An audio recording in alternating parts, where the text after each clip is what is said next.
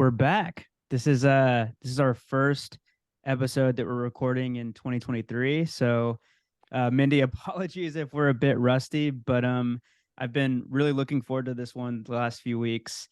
How are these first couple of weeks of 2023 treating you? Oh, it's just such good energy everywhere. I've just been telling my team, I feel like everybody went home and just got wound up, and we're kind of coming back as those, little dolls that walk really, really quickly, and everybody's got a ton of ideas and juices flowing. And I think the break is just what everybody needed to get ramped up for the year ahead. I agree. So the week of Christmas and the week following, I had to be very intentional about not opening my computer and not doing any work. And yeah, last week I felt like I got a decent amount of work done, but this week I feel like I have some momentum. I feel like I'm rolling and I feel like I'm in this thing. That's good. We got to get our mojo going in the right Yeah, direction. I It's going to be agree. a good year. It's going to be a good year. There's a lot of question marks, but I'm feeling good about 2023. Me too. All right. So let's get into good news stories. So, Mindy, every episode, everyone shares a good news story. It could be personal, it could be work related. Um, who wants to kick things off today? I'll go. I had just to piggyback off what we were just sharing. I didn't say too much because that was part of my good news. Is that we had the week between Christmas and New Year off. We every year we do, but because of the way that the holidays aligned this year, plus an additional Monday, it was a nice long break, and I really felt like I was able to unplug as much as a CEO can unplug, and I did recharge. And so hopefully you guys feel that energy in our recording today. I've also been looking forward to this one. It's weird to go 2 weeks without recording a podcast, and I think that's how long it's been for us. And so I'm excited about today. The other good news I have is I survived skiing with my partner. Well, she skied, I snowboarded. We got 2 days in the Pacific Northwest, and she was like, she was part of this ski racing team. And so she is like phenomenal. So me just being able to get through the day is a win. No injuries. Everyone survived. Everyone's fine. So that's my good news. That's That's so always brave my hope. for you to say yes to go with somebody that's hardcore like that. It is scary. And my one condition is like I'll pretty much do any of the runs, but I am not prepared to like jump off like 3 feet of vertical drop, which she would just like take like no problem. No Not me. thanks. No, thank you. Have you ever been to Salt Lake City? That's where I'm based. And we just got the news last night that we have the most snow of anywhere on the continent right now. Oh my God, no. And I have heard amazing things about the skiing Yeah, it's in Utah. gorgeous. Yeah. So much powder. So when you're recovered, when all your muscles are ready for more, we're right here. All right, I'm in. I'm in. Good. Good. Well, Mindy, I have a lot of good news. I can't even think of which one I should pick. We just sent a communication out because for the second year in a row, we've just shattered revenue records at work, which is just fantastic. Not because of our personal goals as a company, but we are an employee appreciation organization that focuses on culture. And 2 years in a row, I'm telling you, over 20% growth. We're a 95-year-old company that is just feeling like reborn because these organizations all around us, we serve some of the biggest and the best companies in the world, and they are rediscovering appreciation and employee experience as a strategic priority. And it's so cool to just watch that in the world. And so we measure it in moments. And so we have affected 25 million recognition and appreciation moments worldwide this year. And Wow. those ripples just feel so good. Like that energy in the company is so good. It's 202 people a minute. Isn't that so fun? That's crazy. Yeah, I love when, especially when you break it down the way you did. That is how many per minute? 200 and 202. wow. Yeah. So just it's cool to feel impact. And we just that's that purpose in the world is just massive. And it's everything that we want to tie our energy to. And anyway, that's an awesome accomplishment, I think. And we just barely shared that news with the company. So just feeling a little bit of a high from that today. Rightfully so. Well, congratulations on that. All right. So my good news, and listeners, don't hold us to this, but there's a good chance that we're gonna up the number of episodes that we're publishing on a monthly basis from 4 to 6. And even with that increase, if we didn't schedule another guest for the rest of the year, we'd have episodes to publish all the way through March.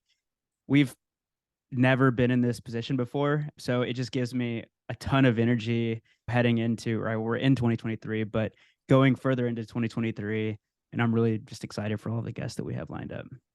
I actually think that goodness snowballs. And so I've listened to several of your podcasts. You get great guests. And I just think it's all that, it's just feeding on each other. So congratulations. That's awesome. Really appreciate it. Yeah. So I think that you have a really interesting story. And I know that this question I'm about to ask you might be tough to sum up everything, but give us the highlight reel version of your story and how that led to you becoming both the chief marketing and people officer at OC Tanner. Sure. It really is just a story of being open to opportunities and sort of being allowed to do things that I'm passionate about. I've always loved people. It's been kind of a weird dichotomy though, because I haven't like had a close, super close social group, but I'm kind of one of those people that just is friends with everybody, but not like a little clique. So that's kind of been my pattern in life, which has actually just sort of continued through my professional career. But I actually graduated in journalism and learned how to write and tell stories is sort of what I credit that experience as giving me. And I ended up taking a position as a writer in our sales team here at OC Tanner instead of a weekend position as a producer for a local news station, just because the pay was so much better. And my husband and I were still in school. And I was like, I'll just do this for a minute. It's just one of those things like, hey, let's stretch my skills in a direction I hadn't planned. And when you get done with school, I'll go do the journalism thing. So found out that I really was curious about business. So sitting in a room trying to synthesize people's thoughts and answer questions from clients, I don't like knowing everything that's going on. And so pretty quickly, I decided I was going to go back and get my MBA, learned about business, learned about strategy. It's interesting too, just because the school really kind of tried to talk me out of pursuing that. They said, you're going to be the only humanities major in our business program, and we don't know if that's a good move for you. And I said, well, I'm here and I'm willing to try. And maybe you need a little of that. Like, I don't know, maybe there's something that I have to offer. And I love now, maybe we can talk about this a little later, but I love now that business schools are kind of more open to the fact that positive organizational culture requires like some knowledge of the human aspect of work. And so I've seen that shift over my decade from kind of being almost shut out of business school to now them welcoming some more diverse majors into the program. So happy to say I finished business school as the valedictorian of the class, not as a point of pride, but as a point of, I'm glad you let me in. And we had something to give each other, but came back with just kind of a fuel for the difference that business can make in lives. And specifically as a culture company, as an organization that partners with other companies to really figure out what is of strategic importance to them, and then recognizing people who demonstrate the behaviors and the results that align with those strategies, and really creating a human aspect to work. I was really inspired into more of an HR focus just from working with our clients. So I moved to from sales to a marketing position where one of my responsibilities was to curate client stories about how they were using our products. And our contacts are all HR executives, CEOs, C-suite, people that are trying to do strategic things with their companies, and just got me thinking about what lights me up and what path I would like to take. And so when we had an opportunity to grow our focus at OC Tanner internally with our internal HR team, they asked me if I would accept a position as vice president of culture. And it was such an unusual ask and I'm so grateful for a workplace that looks in unusual places for people that just have a passion about things, but not necessarily experience in that area. Because here I am in marketing, working part-time, getting more and more part-time as I have my family, right? Like I have 3 kids. And I had leaders who would say to me every single time, what do you love about your job? Okay, that's your whole job now. And I would say, I can give even less hours. Well, we'll take whatever we can get. What do you love about your job? Now that's your whole job now. And so I kind of got to sort of curate this experience, always just kind of asking myself, what unique value can I continue to offer? And just having those really candid conversations, which with what were really progressive leaders at the time. And that's another thing that really encourages me, is more and more leaders are just open to different arrangements, non-traditional arrangements. And that's the only thing that saved my career, quite honestly. So I'm always pointing back to that when people have but this is what we need. And I'm like, I wouldn't be here. You wouldn't be here. Like, we have to sort of honor the path that, that winding road that got us all to where we are. So long story, even longer, I had this opportunity to come into HR and focus on culture. And then sort of by osmosis and curiosity of my own, pursue certification so that I understood more of the technical aspect of human resource work, and just be surrounded by a really supportive team. So once I kind of felt like I had my feet under myself, I totally quit. I left. My family needed me. I have a son with special needs, and he was really intense at the time. And I ended up walking away from what I thought was my dream job, where I was going to finish my career.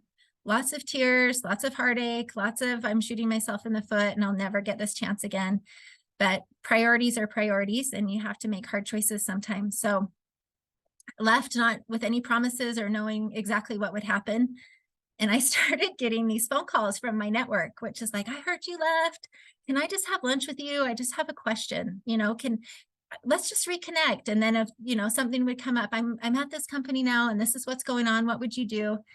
And I started to sort of respect the fact that I knew some stuff, or I had a sense about some problems that people were trying to solve. And then I thought I should charge for this. So I told my friends, hey, we're not just having lunch anymore, but if you want to have an engagement where we talk professional things, I'm going to start this little consulting practice. So I did that for the 3 years that I was away from OC Tanner, and got to work with some amazing tech startups in Silicon Slopes here, just south of Salt Lake City. Got some amazing experiences, coming from a 95-year-old company with a lot of tried and true processes and legacy and systems that were already established. Going to a company that was companies that were trying to invent all of that, and really helping them understand sort of what a really authentic and intentional people practice looks like in those organizations. So great experience for me. Had the opportunity to just stay in touch with some leaders here who we just kind of checked on each other, and really excited to get a phone call saying, hey, would you ever consider coming back? So came back as the chief people officer. I've done that for a number of years. And then we had our marketing executive retire over the last year. And they just thought, because we sell to me, right? Our audience is CHROs. Our audience is there. People were always asking, well, would you buy this? Does this resonate with you? They asked if I would consider taking the position. And I told them no. I said, that's not, I love this company, and I haven't been in marketing for 15 years. There's no way. It's all different. It's all changed. I won't do it. I said, but I'll be on the search committee, and let's find somebody awesome. So we posted the position, interviewed, had like 80 applicants, interviewed a dozen people. And in every interview, I'm like, that sounds fun. That sounds great. That's exactly how I would have answered that question. And so when we came back to kind of make our list, I just had my executive team look at me and say, are you ready yet? Are you ready now? Would you take it now? And so I told them I would love to come back to marketing, but I wanted to keep my people team. And I told them I thought that made sense, just because we are who we are, and I am our audience, and I want to stay in touch with the practices and the problems that we're trying to solve as a business. So right now they're letting me do both things, and it's created some fun momentum and alignment with how we are showing up for our clients. What a story. As I was sitting back listening to you share that, it almost felt like I was watching a movie in my head. Like, I was picturing all the different phases of your life and the different roles that you've had at OC Tanner. And yeah, what a cool story.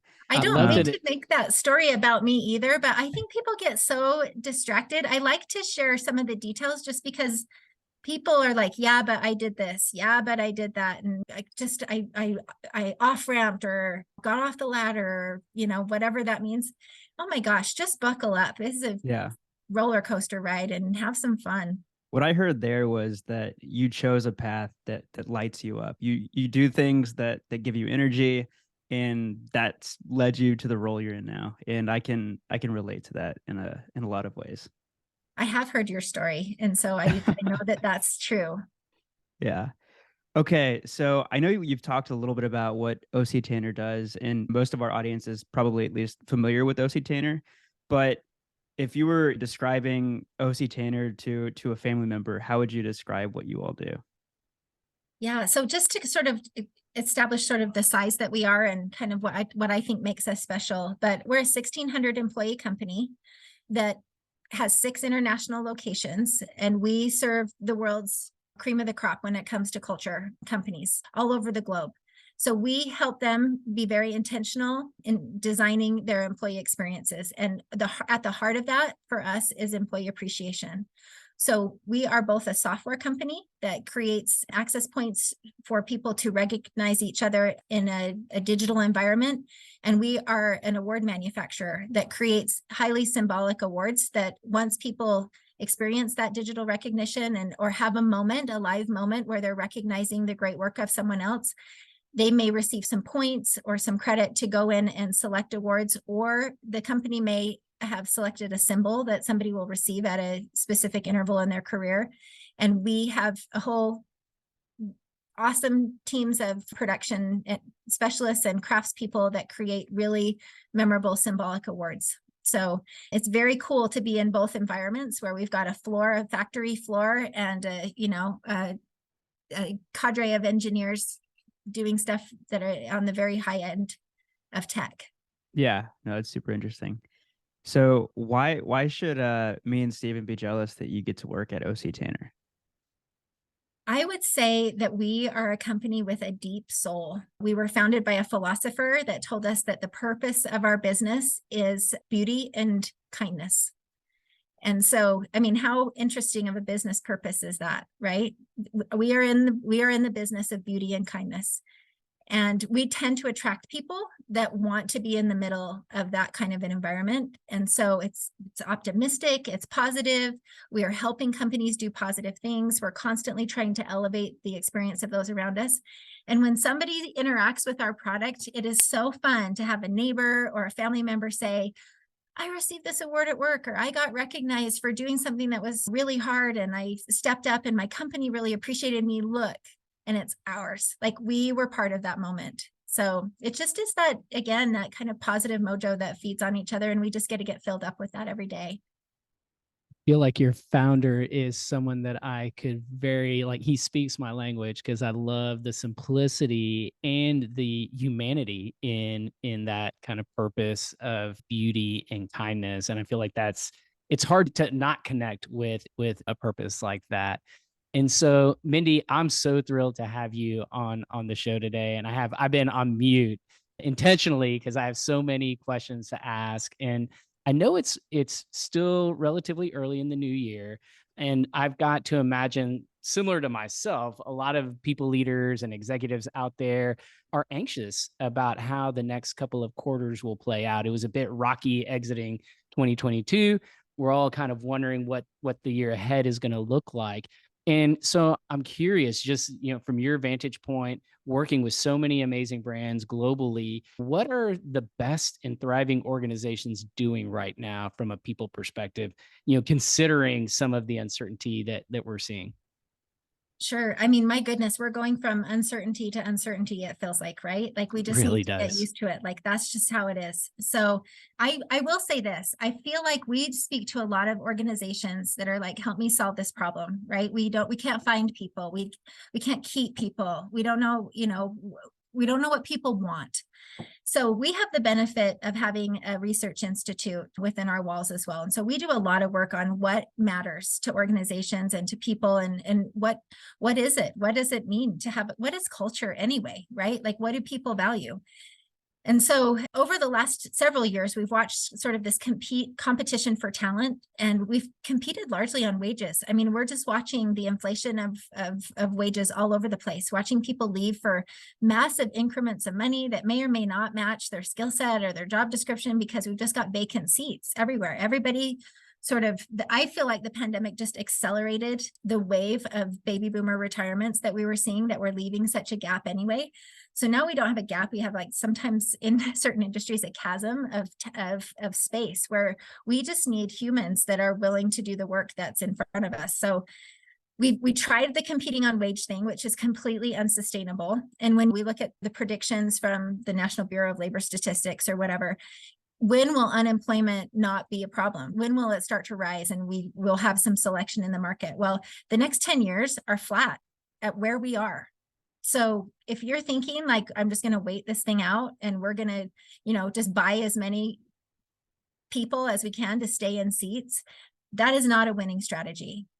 And furthermore, people are not moving or staying. They will broker for raises if that's what they need in their life, but they are not engaging in what it is the purpose you want to put in the world with money. So we have to compete at a level where we take wages out of the equation. But the real difference maker that we're seeing for organizations that are winning right now are those that are paying attention to employee experience and its evolution into employee fulfillment. So we used to measure employee satisfaction, right? And then we went to, oh my gosh, they got to be engaged. They can't just be satisfied. Like, they have to like being here. Like, we're going to measure engagement. And I believe the next evolution of that is employee fulfillment. And what that means is that employees are finding purpose in their work in your organization. Could your employees tell you what your purpose is? Why do you exist? Basic. And they have to be inspired by it. So if you're not doing that, that is primary number one. Articulate your purpose and make sure you are hiring people who believe in that purpose. The next thing I would say is that you have to create an environment where they have a sense of connection and community.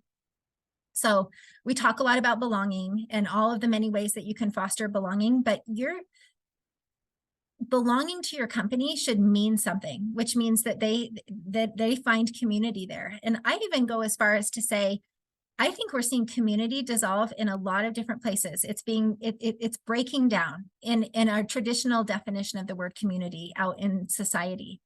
So our workplaces really just have to be havens of people who are united by a purpose. And that purpose has to be our company's purpose. So we're going to collect individuals who find community in that purpose. We've got to grow them. Somebody shows up for an interview, I'm like, we have to paint a picture of how they will grow with us, not how they will stay with us, but how they will grow with us, because we have to grow as a company and we have to know that they're on board to grow with us. And then one of the biggest findings that we had in our research last year is around balance. And this is something I've heard you all talk to your guests about a lot, but the interesting thing about the language that we were hearing is it's not about work-life balance anymore. People weren't using that language. They were just saying, I just need to find balance. Because my gosh, we're sitting in our homes or our offices or both, depending on the day. And there's just balance now. And so just digging into this a little bit, going back to the frenzy that was 2022 and compensation levels, because it was a frenzy.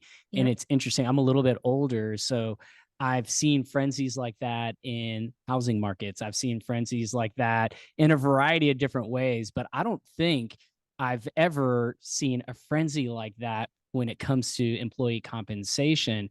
And one of the things that I think about, so as wages cool off, and they seem to be cooling off a bit, how do we level set expectations with employees? Like, I feel like that's almost that's something that we need to look at in parallel to the other things. I think what you're suggesting is there's a shift in focus, and the best brands out there are looking at community. They're looking at evolving the engagement focus to more of experience, fulfillment, purpose. And I agree with all of that.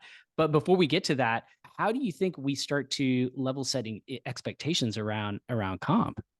Yeah, for us, it really is. I think that there's a really important shift happening right now between growth for growth's sake and profitable growth.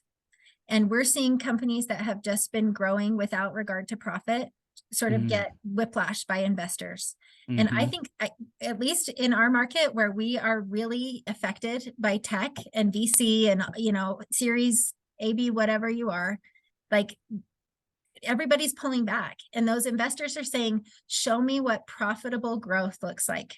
You ought to have leaders that are paying attention to people. What is your people strategy? How are you investing in growth in your people, right? Like, what's your learning and development strategy?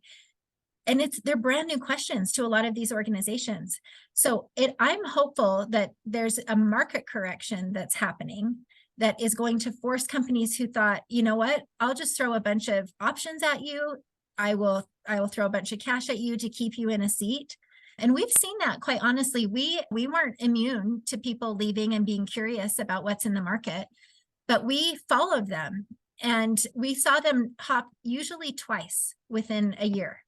So they didn't leave us, they didn't stay with who they left us for, because I'm guessing the promise was pretty shallow there. And when we have people call us back, and I've had kind of vetted this feeling with them, but I've said, look, was the increased combat pay? Like, were you in the middle of such a mess where you landed that higher wage was required? So I think that there's something to pay attention to there. We've kind of gone to a re-recruiting strategy where those that we were most heartbroken about losing, we've reached out to again and said, look, if it's not working out where you are, you didn't burn a bridge here, like, just come home. So we have been welcoming some people back who are like willing to take an appropriate size salary, I would say, to come back to a place where they have some stability. And I think stability is becoming more and more important. Yeah, I would have to agree. Where my wife works, she works for a company called Toyota Connected, and over the last, I guess, maybe 2.5 years, there's probably been 2 or 3 people that have left her team for salary, right, to go somewhere where they know that they're going to get paid a lot, and they're back. They're back at her company, and yeah, I feel like if you can figure out a way of attracting those boomerangs, I feel like it makes a big difference. And then another thing that you said, so you talked about community, growth, and balance. And I'm in the middle of writing an article for the Modern People Leader where we basically sum up the biggest learnings of 2022, and all 3 of those are on my list. So it was a bit validating to hear you say that. Yeah. And we're just hearing it in spades. So we just talk about what the research tells us. Yeah. The thing that I feel like there's been big lessons learned for individuals out there, the employees, the workers, in the sense of what is a $20,000, $30,000, $40,000 change in my pay worth sacrificing the amazing relationships, the amazing culture, the fill in the blank, right? The stability that I had.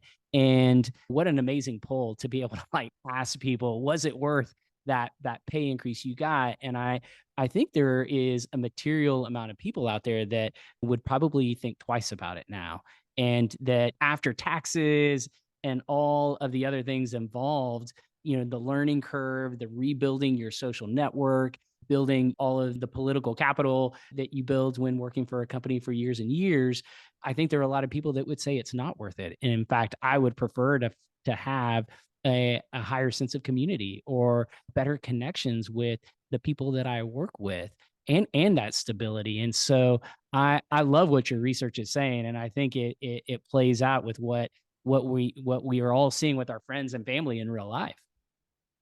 I appreciate that. And I love what you said about, I want to make clear that I'm not saying that people shouldn't be curious about what opportunities are around them, because just staying put may not be the best thing for your own fulfillment. Agreed. Right? Like, you have to be with an organization where you love what you do, you love who you do it with, you love what you do it for, like, period, the end. Like, you cannot be as great a success as you might be if those things are not true for you. So that Agreed. has to be true. But you have to look at the value that you receive from your workplace as beyond your salary. You have to look at, again, these relationships. Do I love what I do every day? Do I believe in the purpose we put in the world? So there is real value in having alignment to things other than this is what I'm paid. Less transactional workplace relationships. I agree with that also. And I'm curious, toward the back half of last year, we talked a lot about Gen Z and the growing influence and impact. I'm just curious, has your research found any interesting insights related to Gen Z and the impact that they're having on what's going on? I wouldn't say that we find I mean, there are differences for sure in expectation of workplace experience. And I actually think it's an expression of expectation of workplace experience, because I think younger generations are just feeling permission to say things that we've all wanted to ask for all along. So it's not that they're radical in coming out with asking for something new. They're just radical in their candor for asking it and expecting it from a workplace. And I think that they have options, where that's maybe not be true. I think about, I'm into the third decade of my career, and there were times when I thought, oh my gosh, I'm so glad to have a job.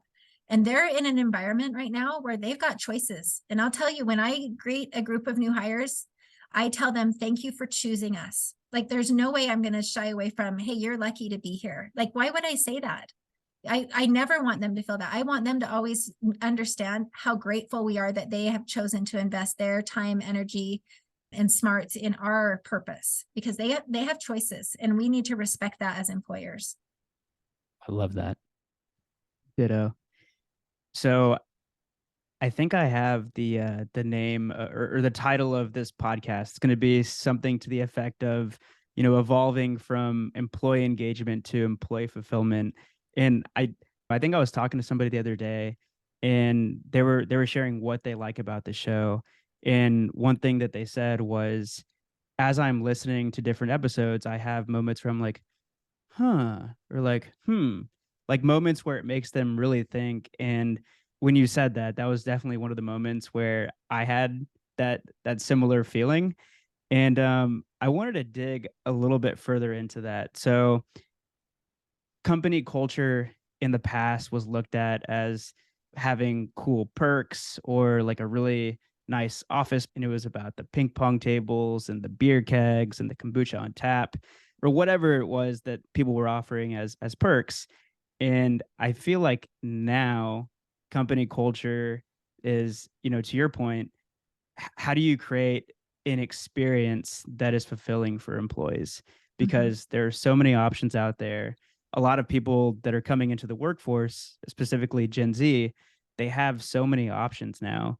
And if you want to really, I guess, separate yourself from the rest of the companies out there, it's about creating a fulfilling experience. Like, there's no better feeling than feeling like you're a part of something that's bigger than just yourself, and feeling like you're achieving your goals, or like you're achieving something on a daily, weekly, monthly, quarterly, yearly basis. So I just wanted to acknowledge that. Is that sort of how you're thinking about company culture and how the top organizations are going to approach it going forward? Yeah, I a few years ago, I came across an old theory, and it's called self-determination theory. And it says, you're nodding. I hope you're familiar with it, but it says, like, at the root of our deepest happiness, there's three things going on. I feel autonomy, like I have some sense of choice and control over my life. I feel mastery, like I can do something really well. And I feel connectedness, right? So I've got autonomy. Sometimes they'll say mastery or competence. Oh, and I have connectedness. So I can find my community. And I just had this moment where I'm like, the workplace is so uniquely situated to offer all three of those things every single day. So can I give you autonomy? Absolutely. Like, can I give you full autonomy? Maybe not, but I can give you where I decide an outcome, or as an organization, we need an outcome. Can you decide the path we get there? Can you solve problems in a way that gives you the autonomy to figure out how we get there? Yeah. So best leaders are granting that kind of level of vision and autonomy. Then competence, right? Mastery. Can I help grow you to the point where you feel like on most days, I nailed that. I'm an expert at that. Or I know someone who is, and I can feel myself growing toward that level of mastery. And then can I connect you to people? Can I connect you to our purpose? Can I connect you to others that will help you either grow or help you solve these problems?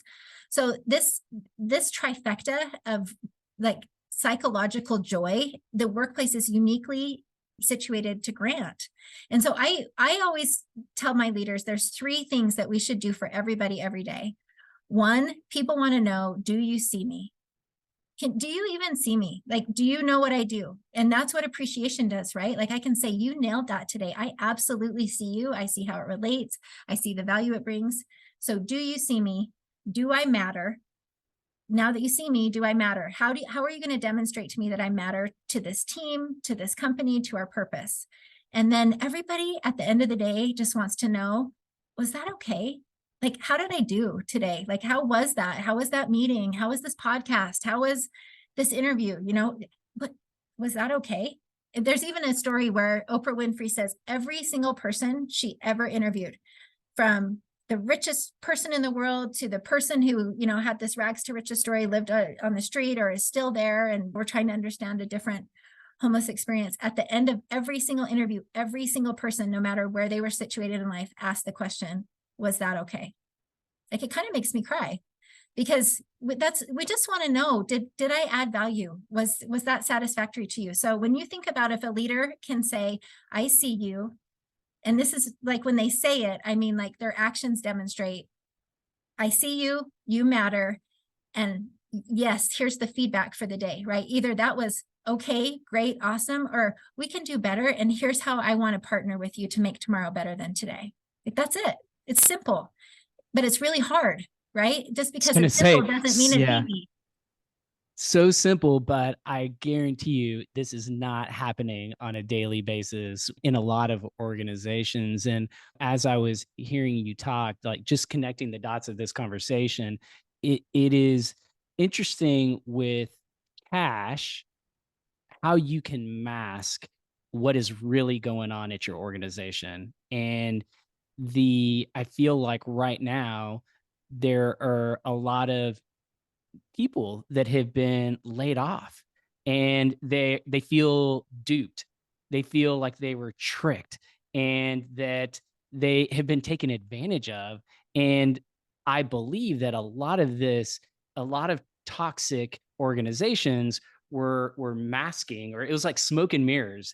And when there's a lot of cash to just put out there, it's a lot easier to get away from, like, these fundamentals, this higher level of purpose, because it's flashy and it feels compelling, or I'm missing out on something that others are getting, when the real truth about these organizations was that they were overhiring, that they did not have these principles that we're talking about in the self-determination theory, that they just flat out didn't exist. Not to mention they mismanaged the business, and now we have this terrible mess on our hands. And I know you work, and OC Tanner works with a lot of organizations that probably avoided some of these mistakes. I think it's hard for us, because even as at the company level, it's hard to see other organizations doing these things and not participate in it as well. But I'm curious, what are your thoughts on these toxic organizations? And if I am a leader at a company that is struggling to find out, like, who are we really, and how do we clean up this mess, how do they get from where they are to where a lot of your clients already, they continue to exist in? Like, how does that transformation happen? Have you guys seen this? I'm guessing you've worked with a lot of organizations to help them through that journey, but what does that look like, and where do you start? Yeah, that's such a good question. And if we had the magical fairy dust that fixed every organization, we'd be growing at twice the rate. But it takes a lot of hard work, and people have to be serious about actions that support words, because any organization can stand up and say, tomorrow it's going to be different. We're going to do this differently or that differently. And organizations really have to start by getting honest about what they want to keep and what they want to change. I always say you can't build a glass house on a pile of garbage.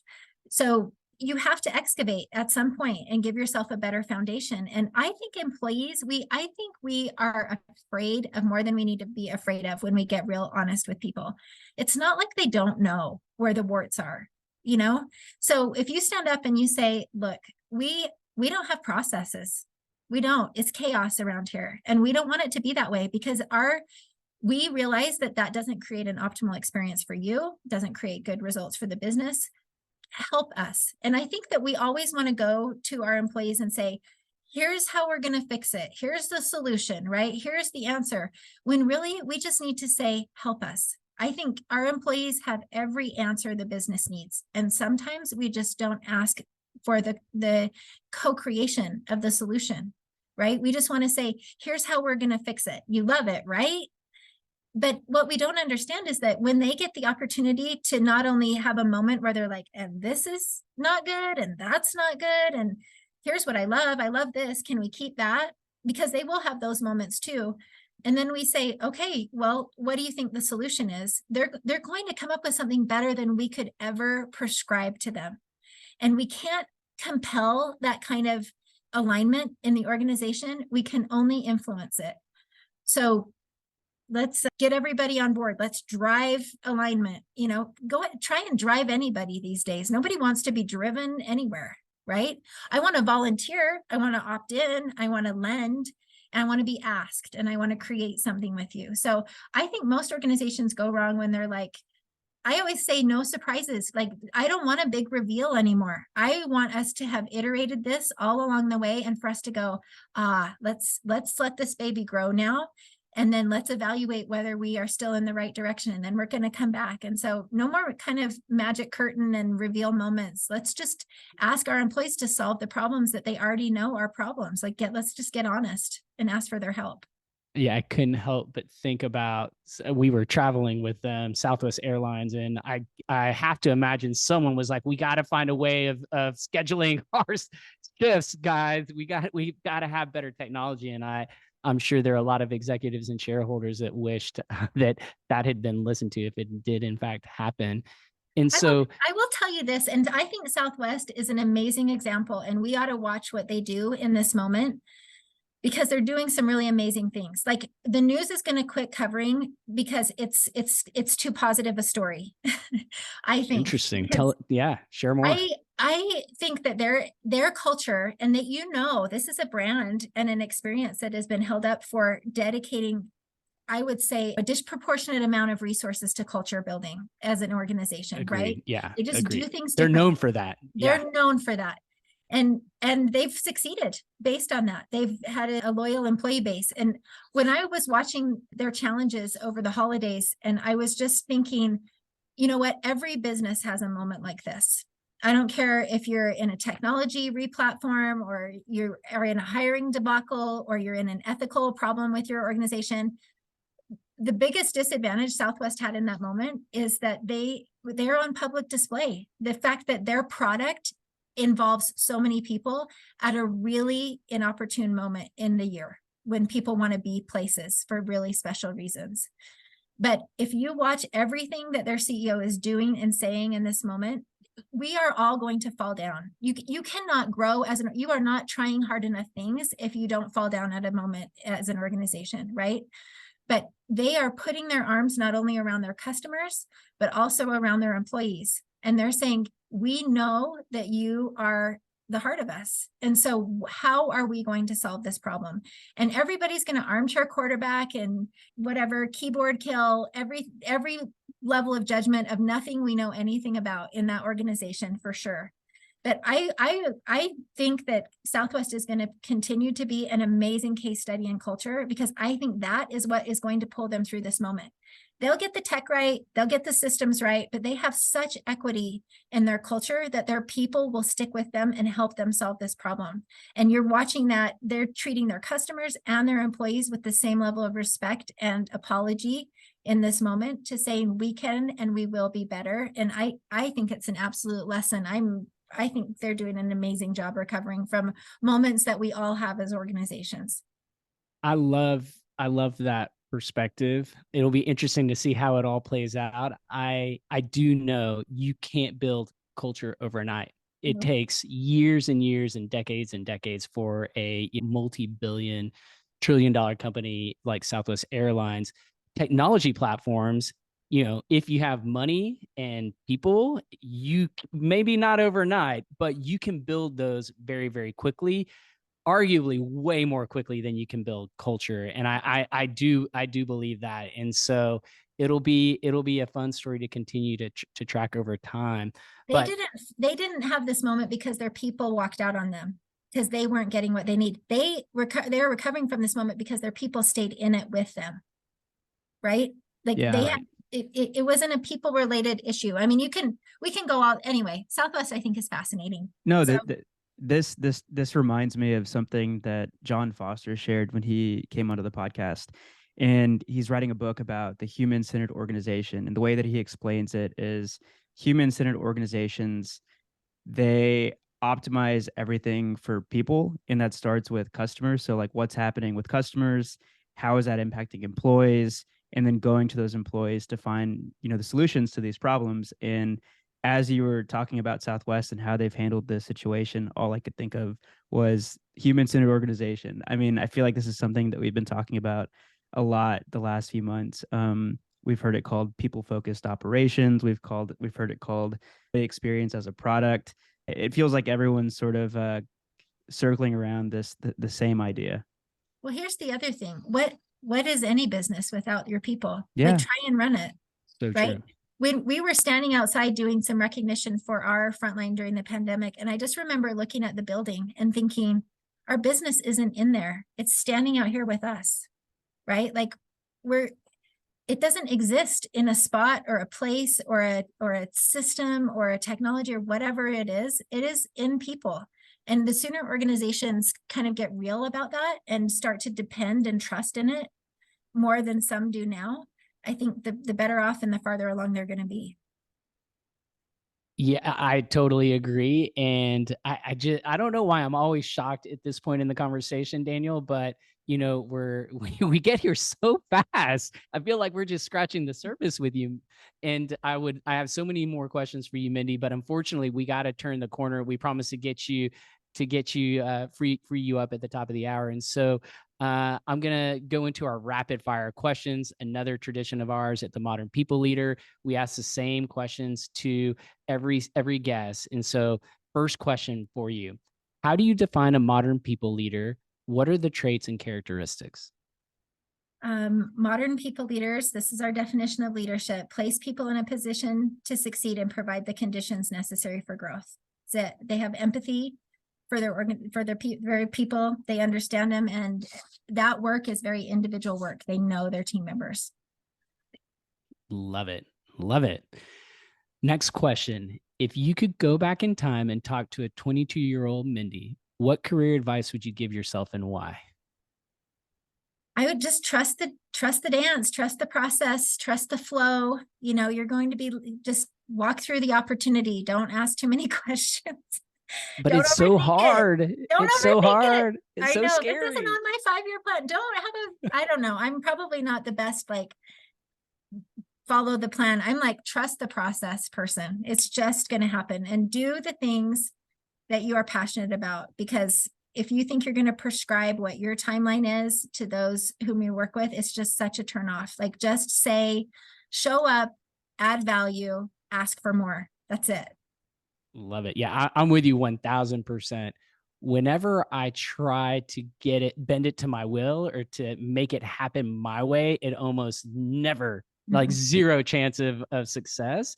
When I, trust the process and I let go and, like, let's go for this ride, I'm always pleasantly surprised at the results. So I love that advice. Last question. If you could fix any HR people problem with a magic wand, what would it be and why? That is such a good question. I think at the core of every HR problem is trust. And I think we're always trying to elicit trust from our people, but we forget that you have to extend it first. So it's kind of flipping that trust conversation on its head and saying, a lot of people know what they want to get, but few know what they want to give. How are you demonstrating that you trust your team members if you expect trust to be at the heart of your organization? And we can't do a lot without trust in any relationship. And so if we have leaders and, company leaders, team leaders, one-on-one leaders that just make sure that we put trust at the core of our relationship. And remember that we are in relationship. People hate to say a relationship or love or what. Oh my gosh, like we don't quit being human when we walk through the door at work. So love on your people, be in relationship with them, establish trust, all those things that you want in every other relationship in your life, you should have with your team members too. But then we would put Patrick Lencioni out of business because that is like the bot. I always think about his pyramid, and without trust, you got nothing. So, well, thank you for sharing. Those are great. So we've, the way that we've been introduced to a lot of our amazing guests that we've had on the show have been through this question I'm about to ask you. So if you could just nominate, one or two people to come onto the show next, who would those people be and why? Well, I will tell you that my biggest professional crush is on Jane Dutton, and she is like an OG positive organizational researcher at Michigan, the Ross School of Business at Michigan. I had the opportunity to meet her a few years ago, but she is the original architect of job crafting, and sort of how you think about work will change your work. And I think any chance I get to talk or absorb Jane is huge. She was actually Adam Grant's teacher. So there you go. What? If you want credit, right? Where's her social media post? So I thought we're Facebook friends. So she has great, just like life journey, but she just retired from Ross, but get her on. She would Was be that like Jane Dutton? Did I say that right? Jane Dutton, Dutton. Got it. All right, so on to our one word or phrase close, where we all respond with a word or phrase from the episode that we want to close with. Who wants to go first? I can go first since I went last on the good news story. So I keep going back to the three things that you said that every company needs to be doing for their people.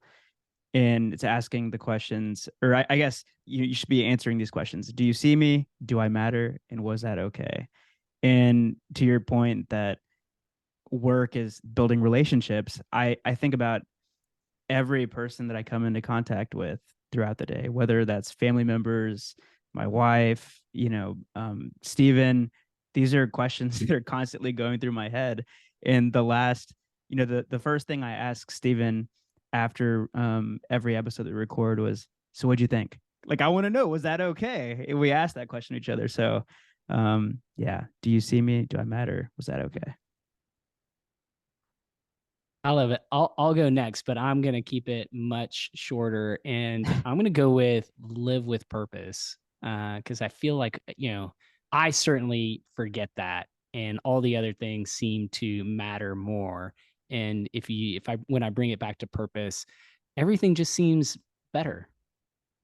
Yeah. I always say to myself, be on purpose. Like, did that happen? That good thing happen because it was an accident, a happy accident, or was that on purpose? I just want to be on purpose. So I just want to say thank you, because I think every single time I hear a conversation that you host, there's just good waves that are put out, ripples into the universe. And the more leaders that we can get supporting each other in this work, the better that every workplace is going to be. So nobody has a corner on, great workplace culture. We do what's right for our part of the universe. And I think the more that we can get people inspired to expecting more out of life and work, fantastic, because we all rise to the level of expectation. And I think you are doing important work in the world, and I just want to say thank you. Well, thank you so much. Yeah, thank you. I feel like I'm kind of in my feels right now. Yeah, me too. Mindy, you got us. Yeah. Love it. Love it. Well, we promise to get you out promptly, and we're a minute away from that. And so thank you so much for joining us, Mindy. It was an absolute blast. Great way to kick off our new year of recording. And hopefully, you may consider rejoining us at some point in time in the future. But that was a lot of fun. Thank you. Thank you. Talk to you later. Bye. Bye, guys.